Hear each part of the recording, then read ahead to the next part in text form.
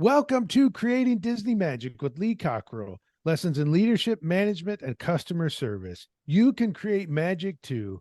I'm your host, Jody Mayberry. And of course, we've got Lee Cockerell with us, but we've got an extra Cockerell this time. We've got Valerie Cockerell. Welcome to the show, Valerie. Hey, Jody. Hi, Lee. Thank you for having me on the show. I've been looking forward to this. It's been years in the making, I guess. That's for sure. Yeah. Yeah, that's right. Well, we launched the show in 2014, and it took that long for Valerie to get an invite. It's just such exclusive company, Valerie. Yeah, maybe I should have waited for the 10th anniversary to make it even extra special, but here I am. I think you made a good point, Joda. Did you say we've only had 10 guests out of 470 episodes? Yeah, it's I would have to count to see where we're at, but it's under 10 guests right around there and 470 episodes. Yeah, good. So we That's got a good because one. Lee has so much to say. So there you go. Yeah, that's right. Well, if you don't know, Valerie is Lee's daughter-in-law. So even though we've had other guests on the show, there's perhaps only one, being Dan, that Lee has known better than he knows Valerie. So I think this will be a great conversation. Before we go there, though, I want to say if you want to go on vacation, you should talk to our friends at Magical Vacation Planner. They can help you plan a trip anywhere in the world. It doesn't have to be at Disney. It can be other places in Orlando. It could be Cleveland. It could be Paris. You can call them at 407-442-2694. All right, Lee. So Valerie has now joined you in the rare status of being an author. Her book, Manage Like a Mother: Leadership Lessons Drawn from the Wisdom of Mom. And the book itself is great, but Lee Cockerell wrote the foreword. So that's quite an endorsement to get a foreword from Lee Cockerell. Well, I was going to It write the is. book. I was going to write the book, but then I finally came to my senses and thought writing a book about mother would probably not have much credibility since I'm not a mother. And Valerie and she's heard me say that over the years, and it finally came to the conclusion that she would be the right person. And I'm glad she stepped up and wanted to write it, because at the end of the day, uh, you can't be an expert unless you've done it. And you can read about mothers, you can experience them, all that, but until you've been one, there's just no way.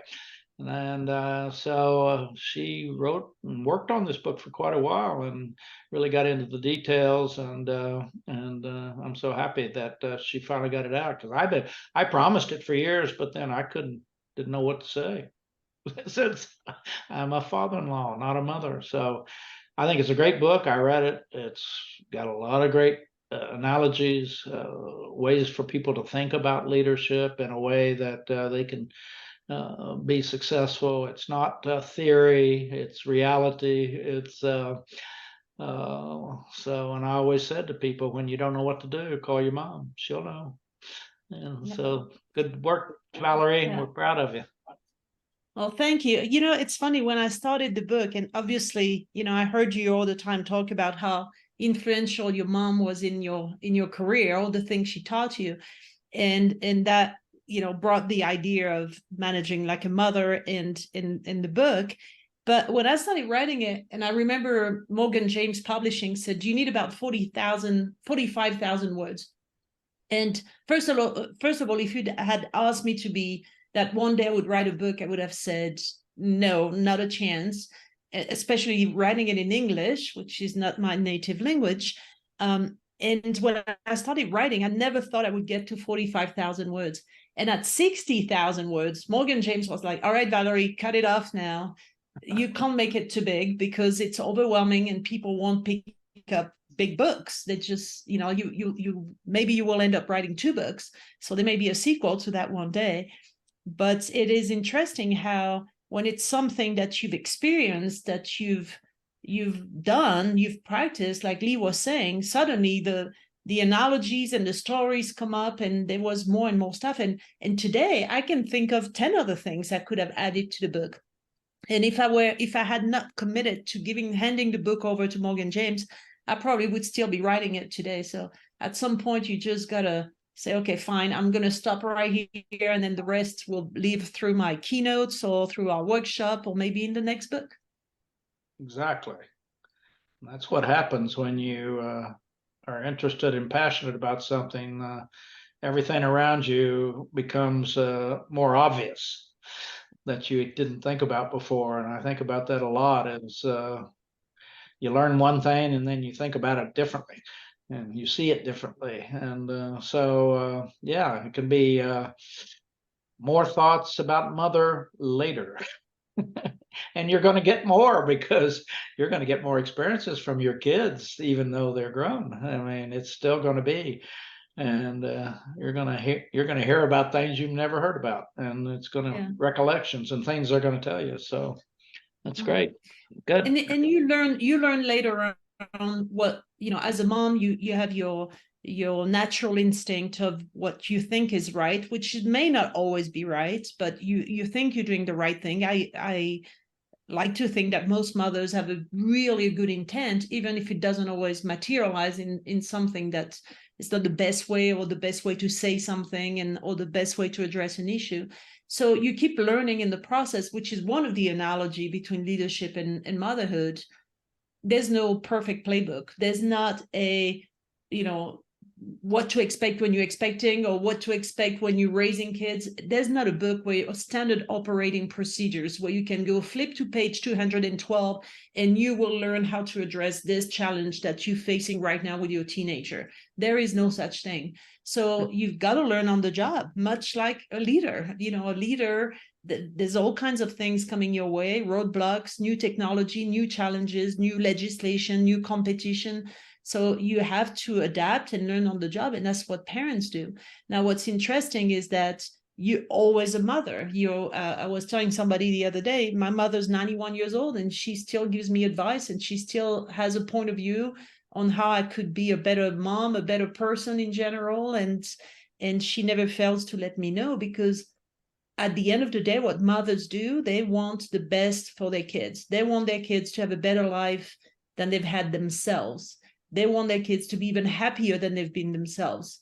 And that's, that I think that's what leaders also should think about, is having people that can easily replace you because you've developed them so well and you've taught them so much and you've empowered them that they are ready to be better leaders than you are yourself. And the more I talk about the book, it's funny, the more analogies I find between the two. It's such an obvious similarity between the two hats.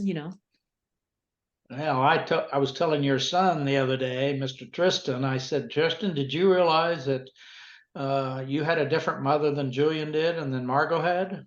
All three of you had a different mother because, she knew more, she knew this, experienced that, experienced this.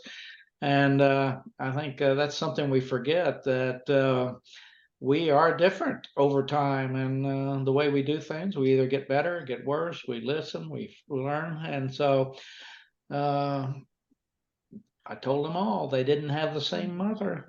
Yeah, no, that's true, because not only all your children are affected by the birth order, but as a parent, as a mother, you address issues differently, and also your children, they are with you at a different time in your life. So I remember my Julian, the oldest, he was born in Paris. We lived in Paris at the time.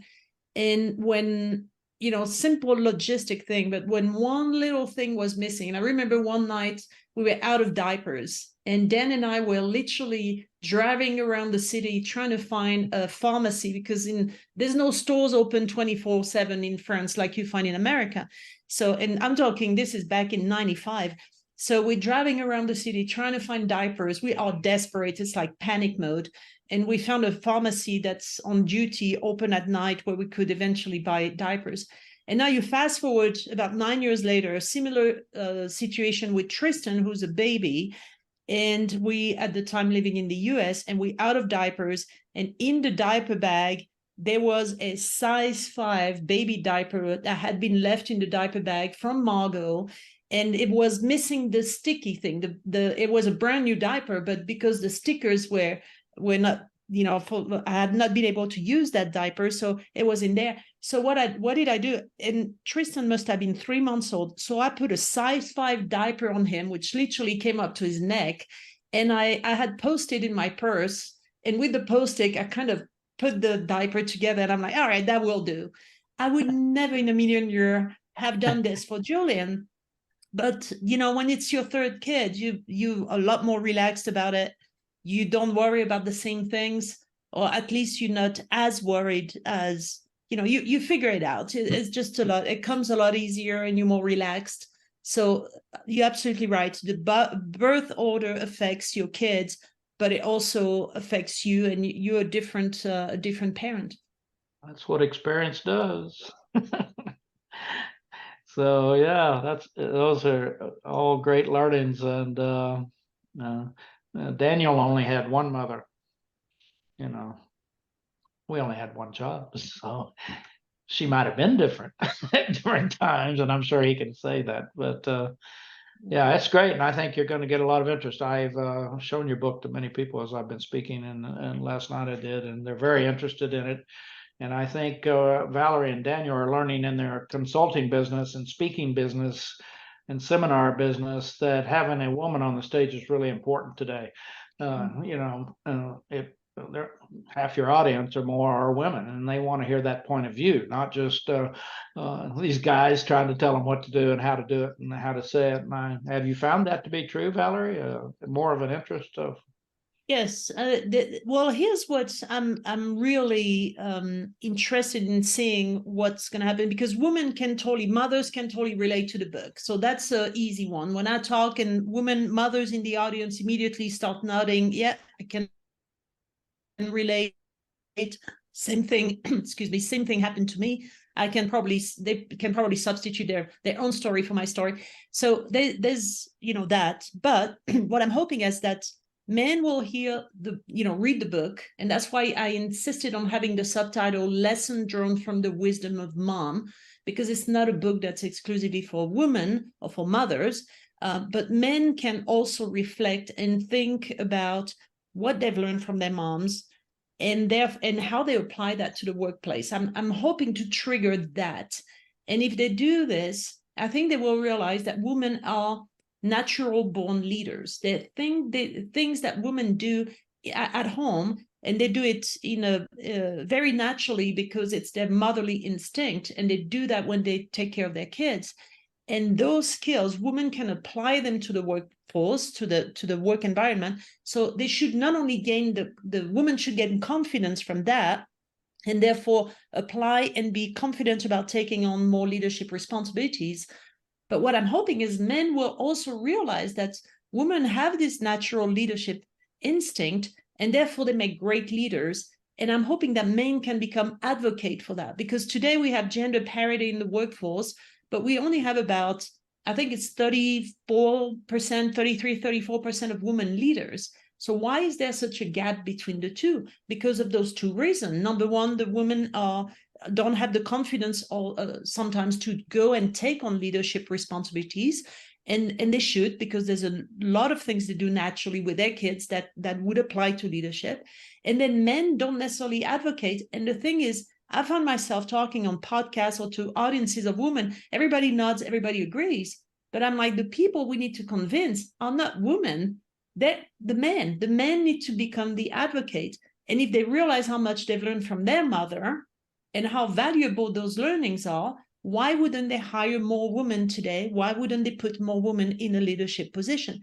And I think often when you look at a resume of a woman and there's a gap, where a woman decided to stay home to raise her kids, it's often looked at as a setback. And it should not be a setback. It's in fact an opportunity for women to practice and hone their leadership skills that just so happen to do it with their children. And there is value in that, because I think that's why women have higher emotional intelligence, and they approach leadership in a different way than men do. And I'm not saying women are smarter or better leaders, but I think they bring a different aspect to leadership that could complement what men bring to the table. to have a team that's even more powerful and more effective. There's an interesting study that was done, and I think it came back it dates back to about 10 years ago. MIT did this, and they were trying to measure the collective IQ of a group. And in the process, they found three things. They learned three things. They learned that the first thing is that if you put a lot of people in the group with a high IQ, it doesn't necessarily translate into a high IQ for the group. The second thing is if you have somebody with a really high IQ that is autocratic and dominates the conversation and kind of just takes control of the group, overall, the IQ of the group goes down. And the third learning, which is the most important to me, is that the overall IQ of the group goes up when there are more women in the group. Not because women are smarter than men, but because women are usually better at collaborating. They have a higher emotional intelligence. They are more open to ideas, to constructive criticism. And as a result, the group functioned better and was more effective at resolving issues, at problem solving. And that was a learning they did not expect. But what transpired was this, is that women have a different approach to leadership, and that approach usually makes collaboration a lot more effective. I agree with that 100%. And the main reason is women are raising children and they're more responsible and they want to do it right. Men want to do it right so they can have an ego or make more money, and it's a different sensitivity. It's a different emotional, and I think you're absolutely right. I mean, we want to be better, but women have had this experience and exposure and carried those children, and it's in them. It's who they are. Women are leaders very early, men sometimes later or never, because they haven't had this emotional connection to their responsibility. And so it's true. You're wired that way, and should take advantage of that. And we try to teach people today, think about this deeply. What is leadership? And it's actually caring and doing the right thing and making people better and keeping them safe and training them and developing them and being proud of them. And men have a trouble with this sometimes, of their ego gets bigger than their brain, and next thing they start making decisions which are based on their own personal achievement.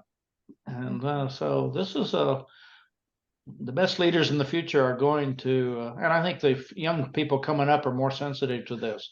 They're more sensitive to people, and everybody matters. Everybody's important, and we're seeing that in the young people today.